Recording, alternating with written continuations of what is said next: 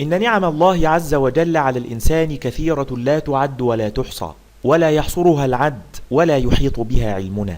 ومن هذه النعم نعمة البصر، لكن نعمة البصر عند الإنسان محدودة، فالجهاز البصري عند الإنسان قدرته محدودة، بخلاف بعض الحيوانات كالحمير والديكة.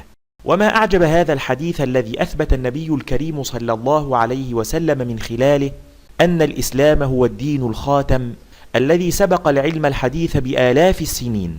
قال رسول الله صلى الله عليه وسلم: إذا سمعتم صياح الديكة فاسألوا الله من فضله فإنها رأت ملكا، وإذا سمعتم نهيق الحمار فتعوذوا بالله من الشيطان فإنه رأى شيطانا. سبحان الله، فقدرة الجهاز البصري عند الإنسان محدودة، بخلاف القدرة البصرية النفاذة عند الديكة والحمير. أثبت العلم الحديث أن الإنسان لا يستطيع أن يرى ما تحت الأشعة الحمراء، وكذلك لا يستطيع أن يرى ما فوق الأشعة البنفسجية، لكن قدرة الحمير والديكة تتعدى ذلك. والسؤال الذي يطرح نفسه هنا: كيف ترى الحمير الجن؟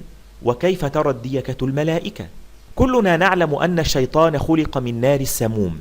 قال تعالى: والجان خلقناه من قبل من نار السموم. وأثبت البحث العلمي من خلال أطباء بيطريين أن الحمير تستطيع أن ترى تحت الأشعة الحمراء، والجن تصدر منه نفس الأشعة، فبذلك تستطيع الحمير أن ترى الجن. أما الملائكة فكلنا يعلم أيضا أنهم مخلوقون من نور، والنور تصدر منه الأشعة فوق البنفسجية. ولقد أثبت أطباء بيطريين أيضا أن الديكة تستطيع أن ترى فوق الأشعة البنفسجية، فبالتالي تستطيع أن ترى الملائكة.